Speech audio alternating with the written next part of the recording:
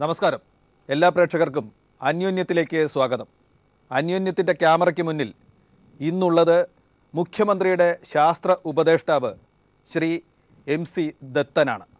നമസ്കാരം. നമസ്തേ. മുഖ്യമന്ത്രിയുടെ ശാസ്ത്ര ഉപദേഷ്ടാവായി നിയമിക്കപ്പെട്ടിരിക്കുന്നു. ആദ്യം തന്നെ പീപ്പിളിന് വേണ്ടി, ഒപ്പം തന്നെ ഞങ്ങളുടെ മുഴുവൻ പ്രേക്ഷകർക്കും വേണ്ടി, മുഴുവൻ മലയാളികൾക്കും വേണ്ടി ആശംസകൾ, അഭിനന്ദനങ്ങൾ. വളരെ സന്തോഷം. തിരിച്ചങ്ങോട്ടും എല്ലാവർക്കും എൻ്റെ വക ആശംസകൾ, നന്ദി. വിക്രം സാരാഭായ് സ്പേസ് സെൻറ്ററിൻ്റെ മുൻ ഡയറക്ടറാണ്. ശാസ്ത്രമണ്ഡലത്തിൽ അറിയപ്പെടുന്ന ഒരാളാണ്, മികച്ച ശാസ്ത്രജ്ഞനാണ്. താങ്കളുടേതായ തിളങ്ങുന്ന സംഭാവനകളുണ്ട്. അതൊക്കെ ശരിയാണെങ്കിൽ പോലും പൊതുജനങ്ങൾ, ടെലിവിഷൻ്റെ സാധാരണ പ്രേക്ഷകർ ഒക്കെ ശ്രദ്ധിക്കും വിധം ഉള്ള ഒരു വ്യക്തിയായിരുന്നില്ല. വളരെ അപ്രതീക്ഷിതം എന്ന് തന്നെ പറയട്ടെ. നേരത്തെ നിയമിക്കുമ്പോൾ, പലരെയും നിയമിക്കുമ്പോൾ ഒക്കെ പുറത്തു വരുമായിരുന്നു. അങ്ങനെ ഒന്നുമില്ലാതെയാണ് താങ്കളുടെ ഈ പദവിയിലേക്കുള്ള നിയമനം വന്നത്. എങ്ങനെയാണ് ഇതുണ്ടായത്? എനിക്കും ചോദിക്കാനുള്ളത് അത് തന്നെയാണ്. കാരണം എങ്ങനെ ഇത് സംഭവിച്ചു എന്നുള്ളതിനെ കുറിച്ചിട്ട് ഇപ്പോഴും വ്യക്തതയായിട്ടില്ല. ഇപ്പോഴും എനിക്കതിൻ്റെ ഒരു അത്ഭുതം മാറിയിട്ടില്ല. രാഷ്ട്രീയമായിട്ടോ പൊതുജന സേവനത്തിലോ യാതൊരുവിധ പരിചയവും യാതൊരുവിധ കണക്ഷനും ഒരു ബന്ധവും സത്യത്തിൽ സെക്രട്ടേറിയറ്റിനകത്ത് പോലും ഞാൻ പോയിട്ടില്ല. അങ്ങനെയുള്ള ഒരു വ്യക്തിയെ എങ്ങനെ നമ്മുടെ മുഖ്യമന്ത്രി, ബഹുമാന്യനായ മുഖ്യമന്ത്രി എന്നെ എങ്ങനെ തിരഞ്ഞെടുത്തു, അത് തിരഞ്ഞെടുക്കാനുള്ള കാരണം എന്താണെന്നുള്ളത് എനിക്കിപ്പോഴും മനസ്സിലാകാണ്ട് കിടക്കുന്ന ഒരു പ്രഹേളികയാണ്. ചോദിച്ചോട്ടെ, അദ്ദേഹത്തെ നേരത്തെ പരിചയമുണ്ടോ? വ്യക്തിപരമായിട്ട് കാണുകയോ സംസാരിക്കുകയോ ഒക്കെ ചെയ്തിട്ടുണ്ടോ? ഒന്നും ചെയ്തിട്ടില്ല. ഞാൻ ആ വ്യക്തിയെ ഈ ടി വിയിലും പത്രത്തിലും കാണുന്നതല്ലാണ്ട് ആ മനുഷ്യനെ ഞാൻ ഇതുവരെ നേരിട്ട് കണ്ടിട്ടില്ല. അദ്ദേഹത്തിൻ്റെ അടുത്ത് സംസാരിച്ചിട്ടില്ല. ഒരു ചടങ്ങുകളിൽ ഒരുമിച്ച് അറ്റൻഡ് ചെയ്യുക പോലും ചെയ്തിട്ടില്ല. എങ്ങനെയാണ് ഇത് സംഭവിച്ചത്? സത്യപ്രതിജ്ഞാ ചടങ്ങ് കഴിഞ്ഞതിൻ്റെ പിറ്റേന്ന് എനിക്കൊരു കാൾ വന്നു സെക്രട്ടേറിയറ്റിൽ നിന്ന്. മുഖ്യമന്ത്രിയുടെ ഓഫീസിൽ നിന്നാണ് വിളിക്കുന്നത്. മുഖ്യമന്ത്രിക്ക് സാറിനെ നേരിട്ട് കാണണമെന്ന് ആഗ്രഹമുണ്ട്. നാളെ, അതായത് നാളെ എന്ന് പറഞ്ഞാൽ 27-ാം തീയതി, നാളെ ഉച്ചയ്ക്ക് ശേഷം 3 മണിക്ക് സാറിന് സൗകര്യമാണെങ്കിൽ ഒന്ന് വന്നാൽ കൊള്ളാമെന്ന്. ഇറ്റ് വാസ് ഒരു ഷോക്കിംഗ് ന്യൂസ്. നമുക്കൊരു ഷോക്കിംഗ് ന്യൂസ് എന്ന് പറയുമല്ലോ. എന്തിനാണ് ഏതിനാണെന്നൊന്നും അറിയില്ല. അപ്പോൾ ഞാൻ പറഞ്ഞു, ഞാൻ ഫ്രീ ആണ്, ഉച്ചയ്ക്ക് 3 മണിക്ക് ഞാൻ ഫ്രീ ആണ്, ഞാൻ അവിടെ എത്താമെന്ന് പറഞ്ഞു. മുമ്പേ സാധാരണ നമ്മുടെ ഒരു ചിട്ട എങ്ങനെയെന്ന് വെച്ചാൽ, ഈ കൗണ്ട് ഡൗൺ ശീലിച്ച് കൃത്യനിഷ്ഠയുടെ കാര്യത്തിൽ നമുക്ക് യാതൊരു ഒരു അലംഭാവം കാണിക്കില്ല. 10 മിനിറ്റ് നേരത്തെ, എവിടെയാണോ 10 മിനിറ്റ് നേരത്തെ എത്തുക. അപ്പം ശ്രീ രവീന്ദ്രൻ എന്നെ അവിടെ ഇരിക്കാൻ പറഞ്ഞു, ഒരു ഔട്ടർ റൂമിൽ വെയിറ്റിംഗ് ചെയ്തു. അപ്പോൾ ഒരു പറ്റം ആൾക്കാരന്ന് അതുകൊണ്ട് 27-ാം തീയതിയാണ് ഇരിക്കാൻ പറഞ്ഞ്. കൃത്യം 3:00 ആയി കഴിഞ്ഞപ്പോൾ ഒരാൾ എന്നെ വന്ന് വിളിച്ചിട്ട് പറഞ്ഞു, ISROയിലെ ഓഫീസറെ സാറ് വിളിക്കുമെന്ന് പറഞ്ഞു. ഞാൻ അകത്ത് പോയി. അദ്ദേഹത്തിൻ്റെ റൂമിൽ അദ്ദേഹം എണീറ്റ് വന്ന് എന്നെ കൈ തന്ന് സ്വീകരിച്ച് ഇതുപോലെ അടുത്തടുത്ത സെറ്റിയിൽ പോയി ഇരുന്ന ഉടനെ ഞാൻ ചിരിച്ചിട്ട് ഞാൻ പറഞ്ഞു, എനിക്ക് വിശ്വസിക്കാനാകുന്നില്ല, എൻ്റെ മഹാ അത്ഭുതമാണ്, ഇങ്ങനെ ഒരു കൂടിക്കാഴ്ച ഞാൻ തീരെ പ്രതീക്ഷിച്ചില്ല, പക്ഷേ സംഭവിച്ചതിൽ എനിക്ക് അതിയായ ആഹ്ലാദമുണ്ടെന്നും പറഞ്ഞു. അപ്പോൾ അദ്ദേഹം തുടങ്ങി. വെറും 3 വാചകത്തിൽ നമ്മുടെ ഡിസ്കഷൻ കാര്യങ്ങൾ അദ്ദേഹം പറഞ്ഞു, നമ്മുടെ സ്റ്റേറ്റിനെ ഇപ്പോഴത്തെ നിലയിൽ നിന്നും വളരെ വളരെ മേന്മയുള്ള ഒരു സ്റ്റേറ്റായിട്ട് ഉയർത്തിക്കൊണ്ടുവരേണ്ട ഭാരിച്ച ചുമതലയാണ് ജനങ്ങൾ എന്നിൽ അർപ്പിച്ച് ഒരു നിമിത്തം പോലെ അതിനുള്ള ഒരു അധികാരം എനിക്ക് തന്നിരിക്കുന്നത്. കഠിന പ്രയത്നം കൊണ്ട് മാത്രമേ 5 വർഷം കൊണ്ട് മാറ്റങ്ങൾ ചെയ്യാൻ സാധിക്കുകയുള്ളൂ. ഞാൻ മാത്രം വിചാരിച്ചു കഴിഞ്ഞാൽ വളരെ ബുദ്ധിമുട്ടാണത് നേടിയെടുക്കാൻ. എനിക്ക് ഒരുപാട് ആൾക്കാരുടെ കഴിവും പരിചയവും വിവരവും ഉള്ള ഒരുപാട് ആൾക്കാരുടെ സഹായവും സഹകരണവും ഉണ്ടെങ്കിലേ എനിക്കത് നേടാൻ പറ്റൂ. എന്നെ സഹായിക്കുമോ? That's all. Will you support me? ആ ഒറ്റ ചോദ്യമേ ചോദിച്ചുള്ളൂ. എനിക്കങ്ങ് വളരെ ആ മുഖത്ത്, അദ്ദേഹത്തിൻ്റെ മുഖത്ത് ഉണ്ടായ ആത്മാർത്ഥതയുടെ തീഷ്ണത മറക്കാൻ പറ്റില്ലത്. അതായത് ഈ നാടിനെ, നമ്മുടെ നാടിനെ ഈ ഇപ്പോഴത്തെ രീതിയിൽ നിന്നും ഉയർത്തെഴുന്നേറ്റ് ഒരു പുതിയ സ്റ്റേറ്റ് എല്ലാം കൊണ്ടും നന്മയും നല്ല അഭിവൃദ്ധിയും എല്ലാവർക്കും സന്തോഷവും എല്ലാവിധ സൗകര്യങ്ങളും കിട്ടത്തക്ക രീതിയിൽ പരാതികളില്ലാത്ത രീതിയിലുള്ളൊരു സ്റ്റേറ്റാക്കി മാറ്റാനുള്ള അദ്ദേഹത്തിൻ്റെ ആ വ്യഗ്രതയും ആത്മാർത്ഥതയും അതിലടങ്ങിയിരിക്കുന്ന ആ ഒരു സിൻസിയറിറ്റി കണ്ടപ്പോൾ ഞാൻ ഒറ്റ വായത്തിൽ ഉത്തരം പറഞ്ഞു, സാറിന് ഞാനൊരു ബ്ലാങ്ക് ചെക്ക് തന്നതായിട്ട് കരുതിക്കൊള്ളുക. I give me to you, ഞാൻ എന്നെ സാറിന് തന്നിരിക്കുന്നു. യാതൊരു പ്രതിഫലവും യാതൊരു പദവിയും എനിക്ക് വേണ്ട. അതപ്പോൾ തന്നെ അങ്ങനെ അപ്പോൾ തന്നെ ഞാൻ പറഞ്ഞു, എനിക്കൊരു പ്രതിഫലവും ഒരു പദവിയും തരേണ്ട കാര്യമില്ല. I am at your service. പക്ഷേ പദവി തന്നിരിക്കുന്നു. ഒരു അറ്റ് യുവർ സർവീസ് എന്ന് ഞാൻ പറഞ്ഞു. അപ്പോൾ അദ്ദേഹം ചിരിച്ചു. അപ്പോൾ ചിരിച്ചപ്പോൾ ഞാൻ പറഞ്ഞു, ഞാൻ പ്രതിഫലം വേണ്ടാന്ന് പറഞ്ഞത് നല്ല പെൻഷൻ കിട്ടുന്നുണ്ട്, ആ പെൻഷൻ കൊണ്ട് എനിക്ക് നന്നായിട്ട് സുഭിക്ഷമായിട്ട് ജീവിക്കാനുള്ള സൗകര്യമുണ്ട്, ഇനി വേറെ അതിൻ്റെ ഒന്നും ആവശ്യമില്ല. ഞാൻ എങ്ങനെ സഹായിക്കണം എന്ന് സാറ് തീരുമാനിച്ചാൽ മാത്രം മതി, ഐ ആം അവൈലബിൾ. അപ്പം എനിക്ക് എന്താ പറയുന്നത്, നമുക്ക് സങ്കല്പിക്കാൻ പറ്റാത്ത ഒരു ഒക്കേഷൻ, എങ്ങനെ ഇത് സാധിച്ചു, എന്നിലുള്ള ഏത് കഴിവ് അല്ലെങ്കിൽ ഏത് തരത്തിലുള്ള പ്രവൃത്തി പരിചയമാണ് അദ്ദേഹം കണക്കാക്കിയതൊന്നും എനിക്കറിയില്ല. അദ്ദേഹത്തിൻ്റേതായ മാർഗങ്ങളുണ്ടാകും ഒരു വ്യക്തിയെക്കുറിച്ച് മനസ്സിലാക്കാനായിട്ട്. അപ്പോൾ അങ്ങനെ ആണിത് സംഭവിച്ചിരിക്കുന്നത്. കക്ഷി രാഷ്ട്രീയ പരിഗണനകളൊന്നും കൂടാതെ താങ്കളെ ഒരു പദവിയിലേക്കൊന്നും ഞാൻ പറഞ്ഞില്ല, ഒരു ഉത്തരവാദിത്വത്തിലേക്ക് താങ്കളെ കണ്ടെത്തിയിരിക്കുന്നു. ആ രാഷ്ട്രീയ നേതാവിൻ്റെ രാഷ്ട്രീയേതരം എന്ന് പറയാവുന്ന ഈ ഒരു തീരുമാനത്തെ എങ്ങനെ വിശേഷിപ്പിക്കും താങ്കൾ? അതാണ് ഞാൻ പറഞ്ഞത്. ഞാൻ അദ്ദേഹത്തെക്കുറിച്ച് അറിയുന്നത് ഈ റീസെൻ്റായിട്ട് അദ്ദേഹം പാർട്ടിയുടെ ലീഡറായിട്ട് ഇലക്ഷന് മുമ്പ് ആ നയിക്കുന്ന യാത്രയിലും കാര്യങ്ങളിലും ആനുകാലിക പ്രസിദ്ധീകരണങ്ങളിൽ വന്നിട്ടുള്ള വാർത്തകൾ ഞാൻ നന്നായിട്ട് വായിക്കുമായിരുന്നു. അതിലെനിക്ക് ഏറ്റവും വളരെ ഇമ്പ്രസീവായിട്ട് എന്നെ ഏറ്റവും കൂടുതൽ ആകർഷിച്ച ആർട്ടിക്കിൾ കലാകൗമുദിയിൽ എഴുതിയിരുന്ന ഒരു 10-12 പേജിലുള്ളൊരു ആർട്ടിക്കിളായിരുന്നു. അദ്ദേഹത്തിൻ്റെ കുട്ടിക്കാലവും ജീവിതവും ക്ലേശങ്ങൾ സഹിച്ചതും ഏതെല്ലാം രീതിയിൽ അദ്ദേഹം പൊങ്ങി വന്നതും എന്തെല്ലാം ബുദ്ധിമുട്ടുകളിൽ കൂടിയാണ് വന്നതെന്നുള്ളതും ഇപ്പോഴദ്ദേഹത്തിൻ്റെ ആ വിഷൻ എന്ന് പറഞ്ഞാൽ നമ്മൾ പറഞ്ഞ വിഷൻ എന്ന് പറയുന്നത് the capability to see the invisible, നേരിട്ട് കാണാത്ത കാര്യങ്ങളെ ഉൾക്കണ്ണുകൊണ്ട് കാണാൻ സാധിക്കുന്നതിനെയാണ് നമ്മൾ വിഷൻ എന്ന് പറയുന്നത്. അദ്ദേഹത്തിൻ്റെ ആ വിഷനും വായിച്ചപ്പോൾ എനിക്ക് വളരെ വളരെ ഇമ്പ്രസ് ചെയ്തു. ഞാൻ വീട്ടിൽ പറയുകയും ചെയ്തു, നമ്മൾ വിചാരിക്കുന്ന ആളല്ല കേട്ടോ. സാധാരണ ഒരു റഫായിട്ടുള്ളൊരു മുഖവും പ്രതിസ്ഥാനത്ത് നിൽക്കുന്ന ആൾക്കാരെ ഹനിക്കത്തക്ക രീതിയിലുള്ള വർത്തമാനമൊക്കെ മാത്രമാണല്ലോ സാധാരണ നമ്മൾ കാണുന്നത്. അപ്പോൾ ഇത് വായിച്ചു കഴിഞ്ഞിട്ട് ഞാൻ എൻ്റെ വൈഫിൻ്റെ അടുത്ത് ഞാൻ പറഞ്ഞു, നമ്മൾ വിചാരിക്കുന്ന വ്യക്തിയല്ല അദ്ദേഹം. In-depth knowledge and in-depth passion, വളരെ പാഷനുള്ള, സ്റ്റേറ്റിനെ കുറിച്ച് ഒരുപാട് പാഷനുള്ള ഇതാണ്. അതുമാത്രമല്ല അദ്ദേഹം പറഞ്ഞിട്ടുള്ള എനിക്ക് ഏറ്റവും അദ്ദേഹത്തിന് ഇഷ്ടപ്പെട്ട ചില വിശേഷ ക്വാളിറ്റി, അത് എൻ്റെ ക്വാളിറ്റിയായിട്ട് മാച്ച് ചെയ്യുന്നത് ഡിസിപ്ലിൻ എന്ന് പറയുന്ന അച്ചടക്കം.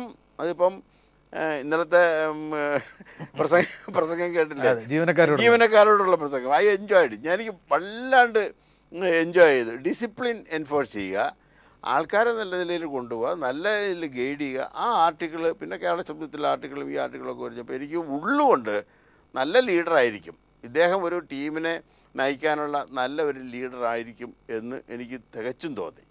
പക്ഷേ താങ്കൾ പറഞ്ഞതുപോലെ തന്നെ ഒരു രാഷ്ട്രീയവുമായിട്ട് യാതൊരു ചായവും ഒരു അടുപ്പവും ഇല്ലാത്ത ഒരു വ്യക്തിയെ അദ്ദേഹം തിരഞ്ഞ് കണ്ടുപിടിച്ചു ഈ സ്ഥാനത്തിലേക്ക് സജസ്റ്റ് ചെയ്തെന്ന് വരുമ്പം അദ്ദേഹത്തിൻ്റെ ഗ്രേറ്റ്നെസ്, മഹത്വം വീണ്ടും കൂടുന്നു.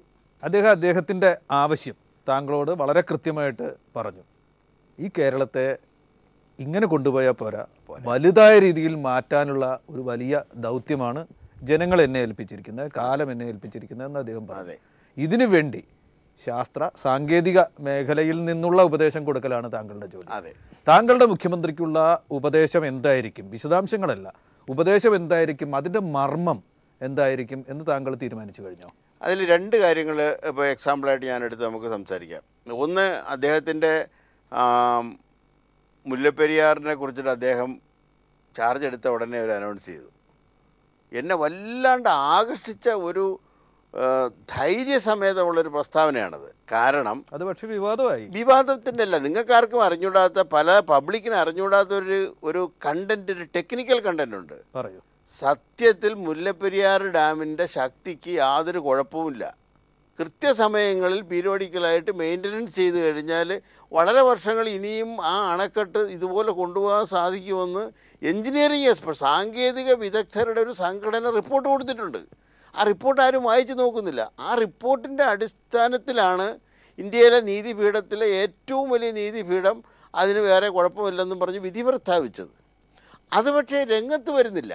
അതിനെ മറിച്ച് ഇത് നമുക്കെല്ലാം അറിയാം, എഞ്ചിനീയേഴ്സായിട്ടുള്ള ടെക്നിക്കൽ ഹാൻഡ്സിനെല്ലാം ഈ വിവരം അറിയാം. അത് വിധി വായിച്ച് നോക്കിക്കഴിഞ്ഞാലും ആ ടെക്നിക്കൽ റിപ്പോർട്ട് വായിച്ച് നോക്കിക്കഴിഞ്ഞാലും വളരെ വ്യക്തമായിട്ട് അതിൽ എഴുതിയിട്ടുണ്ട്. മെയിൻ്റനൻസ് അത്യാവശ്യമാണ്. പക്ഷേ അതിന് ജനങ്ങളെ ഭീകരമായിട്ടൊരു അന്തരീക്ഷം സൃഷ്ടിച്ച് ഇപ്പോൾ പൊട്ടി ഇതെല്ലാം പ്രളയമാവുമെന്നും ജീവിതമെല്ലാം ആണെന്ന് കൃത്രിമമായിട്ട് ഏതെങ്കിലും തരത്തിലുള്ള ഒരു പ്രത്യേക രാഷ്ട്രീയ നേട്ടത്തിന് വേണ്ടി ചെയ്തതാണ് ഏറ്റവും വലിയ പാതകം. നമുക്ക് തൊട്ടടുത്ത് കിടക്കുന്ന ഒരു സ്റ്റേറ്റ്, തമിഴ്നാട് സ്റ്റേറ്റുമായിട്ട് പല കാര്യങ്ങളിലും സഹകരിച്ച് ജീവിതം മുന്നോട്ട് കൊണ്ടുപോകേണ്ട, നല്ല രീതിയിൽ സഹകരിച്ച് അഭിവൃദ്ധി പ്രാപിക്കേണ്ട നമ്മൾ അവരുമായിട്ട് ശത്രുതയിലുണ്ടാക്കാൻ വേണ്ടി മാത്രം ഉള്ള ഒരു ഡെസ്പ്യൂട്ട് ആയിട്ടിത് വന്നു കഴിഞ്ഞാൽ അത് രണ്ട് സ്റ്റേറ്റിൻ്റെയും സ്നേഹബന്ധങ്ങളെയും പരസ്പര ബന്ധത്തെയും വളരെ അഫക്റ്റ് ചെയ്യും. അതിനകൻഷായിട്ടാണ് അദ്ദേഹം പറഞ്ഞത്. അത് ഏറ്റവും വലിയൊരു കാര്യം. ഇവിടെയാണ് നമ്മൾ സയൻസിൻ്റെ ഏറ്റവും വലിയ ഉപയോഗം വരുന്നത്. സയൻറ്റിഫിക് സാങ്കേതിക വൈദഗ്ധ്യമുള്ളവരുടെ ആ റിപ്പോർട്ടിനെ നമ്മൾ പൊളിറ്റിക്കലായിട്ട് വളച്ചൊടിച്ചിട്ട് നോക്കാണ്ട് നമുക്ക് താൽക്കാലികമായിട്ടുള്ള നേട്ടത്തിന് വേണ്ടിയിട്ടുള്ളൊരു അപ്ലാസ് കിട്ടാൻ വേണ്ടിയിട്ട് ചെയ്യരുത്. ആതിരപ്പള്ളിയിലെ ഡാമിൻ്റെ കാര്യം, അതിനും പരിസ്ഥിതി വാദമൊന്നും പറഞ്ഞിട്ട്, അപ്പോൾ ഇതിനെല്ലാം മീഡിയയിലെല്ലാം ഈ കഴിഞ്ഞ ദിവസം വന്നിട്ടുള്ള ഏറ്റവും വലിയ ടൈറ്റിൽ വികസനവും പരിസ്ഥിതി സംരക്ഷണവും. ആദ്യം നമ്മൾ മനസ്സിലാക്കേണ്ട, അദ്ദേഹത്തിൻ്റെ അടുത്ത് ഇന്നലെ സംസാരിച്ചപ്പോൾ ഞാൻ ഇതേ കാര്യങ്ങളാണ് സംസാരിച്ചത്. ആദ്യം നമ്മൾ മനസ്സിലാക്കേണ്ടത് ശാസ്ത്ര സാങ്കേതിക നേട്ടങ്ങൾ ബേസിക്കലി മനുഷ്യൻ്റെ ജീവിതം കൂടുതൽ സന്തോഷവും സുഖപ്രദവും ആക്കിയെടുക്കാൻ വേണ്ടിയുള്ളതാണ്. ആനുകാലികമായിട്ടുള്ള അമിതമായ ജനസംഖ്യാ വർധനവ് കാരണം പ്രകൃതി സമ്പത്ത് ലിമിറ്റ് ചെയ്തിരിക്കുകയും ക്ലിപ്തമായിട്ടിരിക്കുകയും ജനസംഖ്യ വർദ്ധിക്കുകയും ചെയ്യുമ്പം അതിനൊരു കോമ്പറ്റീഷനും വരും, തികയാണ്ട് വരും. അങ്ങനെ തികയാണ്ട് വരുമ്പോൾ പ്രകൃതി സമ്പത്തിനെ കൂടുതൽ ചൂഷണം ചെയ്യാനായിട്ടുള്ള ടെൻഡൻസി ഉണ്ടാകും. അതാണ് ഇപ്പം നടന്നുകൊണ്ടിരിക്കുന്നത്. എന്ന് വിചാരിച്ച് പ്രകൃതി സമ്പത്ത് ഉപയോഗിക്കാണ്ട് നമുക്ക് ജീവിക്കാൻ പറ്റില്ല. പക്ഷേ നമ്മളത് ചെയ്യുമ്പം, അത് ചൂഷണം ചെയ്യുമ്പം ഒരു പരിധി വരെ നമ്മൾ ശ്രദ്ധാലുക്കളായിരിക്കണം. കാരണം ആവശ്യങ്ങളെ നടത്താവൂ, ആഡംബരങ്ങൾക്ക് വേണ്ടി കൊടുക്കരുത്. അമിതമായ ആഡംബരങ്ങൾക്കും അമിതമായ ലക്ഷറിക്കും അമിതമായ സുഖഭോഗങ്ങൾക്കും വേണ്ടി നമ്മൾ പ്രകൃതി സമ്പത്തുകൾ അമിതമായിട്ട് ചൂഷണം ചെയ്യരുത്.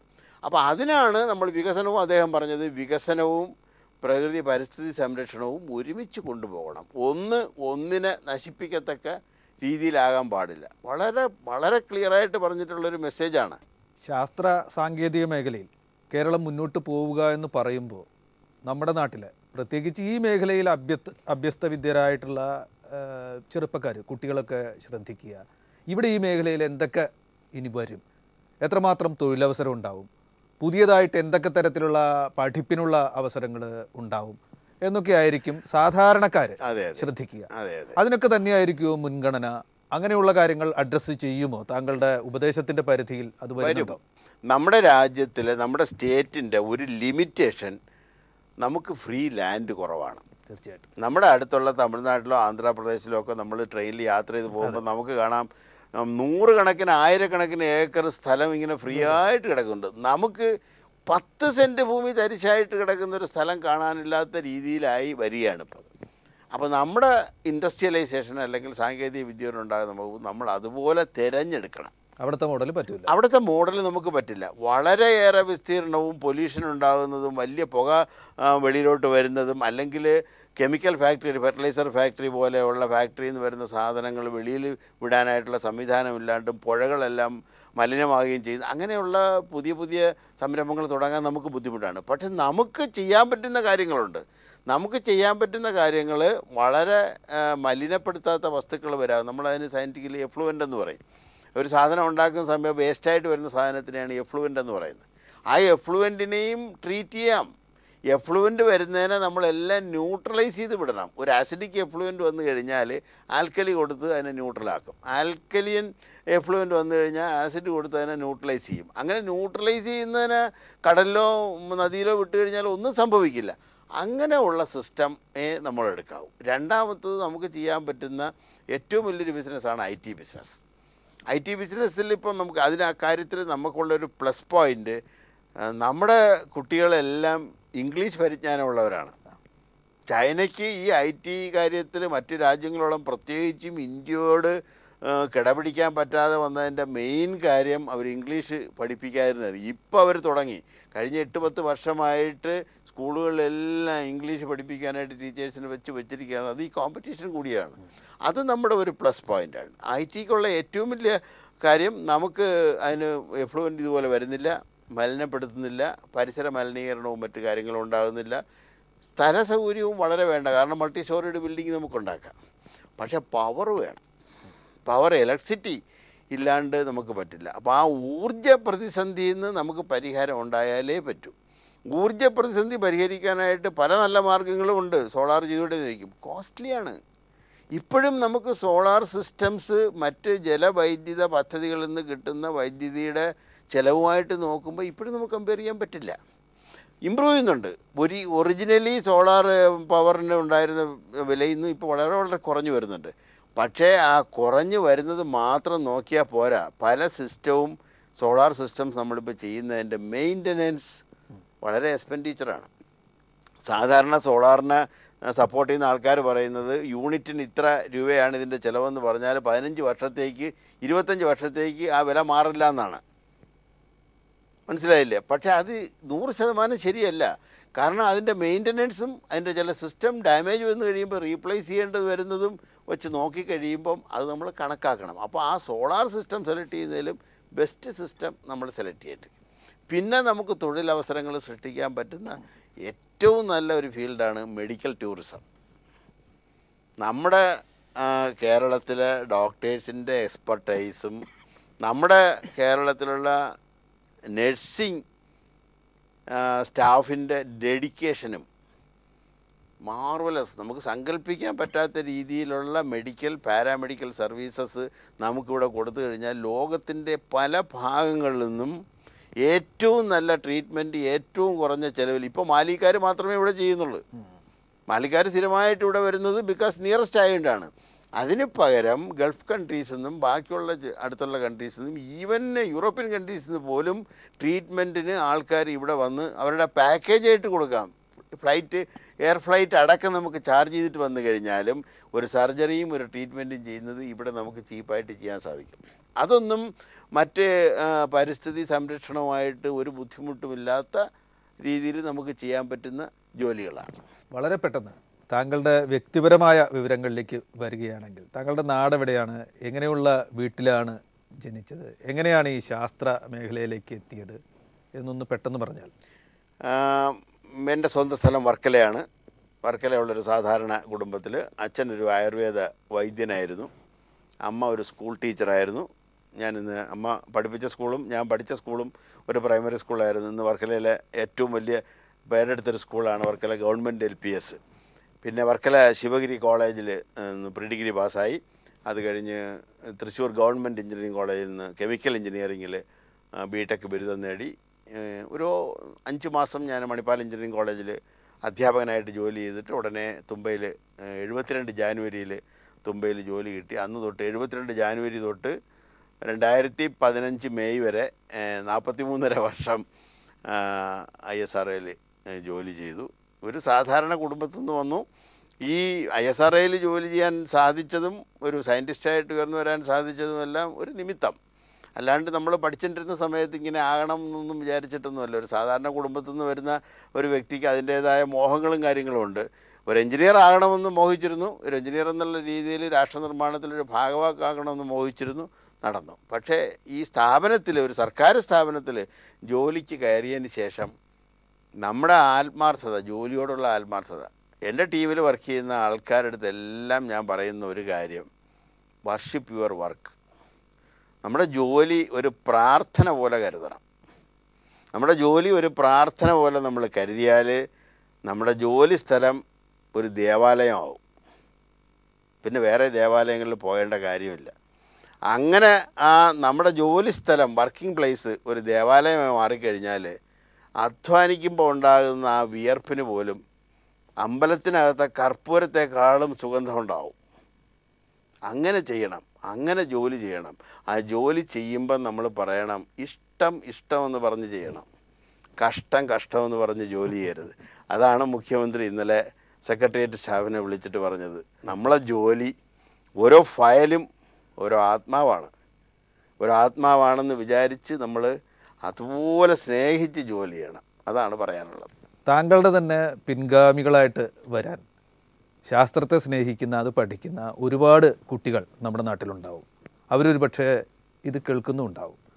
അവരോട് താങ്കൾ ഈ ഒരു ഘട്ടത്തിൽ എന്തു പറയാനുണ്ട്? അവരുടെ അടുത്ത് എല്ലാം ഞാൻ പറയുന്നത്, എല്ലാവരും സയൻറ്റിസ്റ്റ് ആകണമെന്നില്ല. ഏത് ജോലിക്കും അതിൻ്റേതായ മഹത്തരമുണ്ട്.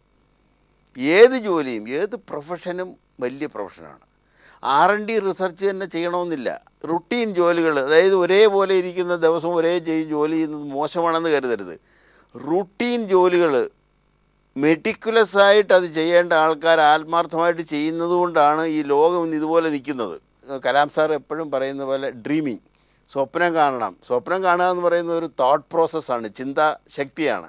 അങ്ങനെ തോട്ട് പ്രോസസ്സിൽ കൂടി സ്വപ്നം കണ്ട് പുതിയ ഐഡിയാസ്, ഇന്നൊവേഷൻസിനെ നമ്മൾ ക്രിയേറ്റ് ചെയ്യണം. ആ ഐഡിയാസിനെ ക്രിയേറ്റ് ചെയ്ത് ഇന്നൊവേഷനാക്കി മാറ്റി മനുഷ്യരാശിക്ക് പ്രാക്ടിക്കലായിട്ട് ഉപയോഗമുള്ളതും സന്തോഷം കൊടുക്കുന്നതുമായിട്ടുള്ള പ്രോഡക്റ്റ്സ് ഉണ്ടാക്കി നൽകണം. വളരെയധികം നന്ദി സാർ. അതിയായ നന്ദിയുണ്ട് കൈരളി TV യോട്.